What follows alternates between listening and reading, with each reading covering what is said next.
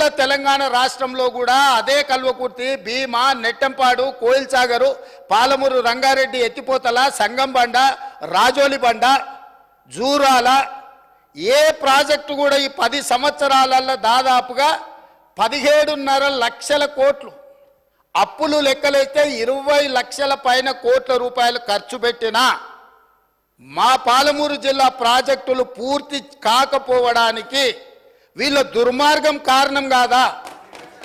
ఈరోజు రంగారెడ్డి జిల్లా ఆనాడు మీరు కానీ అక్కడ కూర్చున్న వాళ్ళు కానీ రాజశేఖర రెడ్డి గారిని ఒప్పించి ప్రాణహితలో ప్రారంభమయ్యే ప్రాజెక్టును చేవెళ్లకు తీసుకొచ్చి చేవెళ్లలో శిలాఫలకం వేపించి చేవెళ్ల ప్రాంతంలో రంగారెడ్డి జిల్లాలో వేల కోట్ల రూపాయలు ఖర్చు పెట్టిన ప్రాజెక్టులను రంగారెడ్డి జిల్లాను ఎడారిగా మార్చడానికి మెదక్ జిల్లా వరకు నియంత్రించి ఇవాళ 3000 టీఎంసీలు గోదావరి జలాలు సముద్రంలో కలుస్తుంటే సముద్రంలోనైనా గోదావరి జలాలు కలవాలి కానీ చేవెళ్ళకు కానీ వికారాబాద్ కానీ తాండూరు కానీ పరిగికి కానీ కొడంగల్కు కానీ గోదావరి జలాలు ఇవ్వద్దని కుట్ర చేసి ఇదే ఈరోజు అక్కడ కూర్చున్నోళ్ళు ఆ ఎల్ల అర్ధాంతరంగా అసంపూర్తిగా ఆపిన పనులను పరిశీలించడానికి మనం పోలేదా అధ్యక్ష?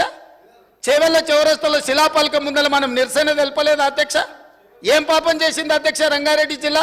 రంగారెడ్డి జిల్లాలో భూములు అమ్ముకుంటారు, రంగారెడ్డి జిల్లాలో ఉన్న ఆస్తులు అమ్ముకుంటారు. ఇవాళ చేవెళ్ళ ప్రాజెక్టును మొత్తం నిర్వీర్యం చేసి ఇంకా సిగ్గు లేకుండా వీడికొచ్చి మేము ఎలుగబెట్టినామని ఇవాళ వీడికొచ్చి మాటలు చెప్తుండ్రా? కాంగ్రెస్ పార్టీకి పోయినసారి 19 మంది ఎమ్మెల్యేలు ఉంటే 5 మంది 6 మంది అని ఎట్లా లెక్కలు చెప్తాడు అధ్యక్ష? అధ్యక్ష, ఇవాళ తెలంగాణ సమాజం మొన్న జరిగిన శాసనసభ ఎన్నికలలో కాళ్ళు చేతులు ఇరిసేసిండ్రు, అయినా మారకపోతే పార్లమెంట్ ఎన్నికలలో ఉరి తీసిండ్రు. గుండు సున్నా ఇచ్చినాక కూడా బుద్ధి మారకుండా ఇట్లా మాట్లాడు కరెక్ట్ కాదు అధ్యక్ష. విద్యుత్తు మీద కూడా నేను మా మంత్రివర్యులు చెప్తారు, విద్యుత్తులో కేంద్ర ప్రభుత్వాన్ని మేము ఏదో పోరాటాలు చేసినామని తప్పుడు ఒప్పందాలు ఏమేం చేసిండ్రో మీటర్లు పెట్టడానికి ఒప్పుకున్న అనుమతులు ఏంటో అన్ని లెక్కలు తీసి ఇదే సభలు పెట్టి అడుగుతాము.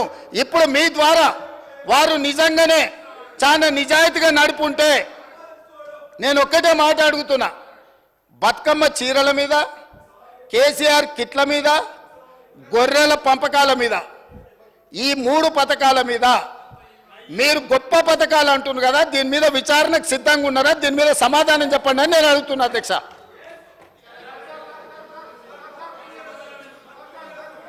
సార్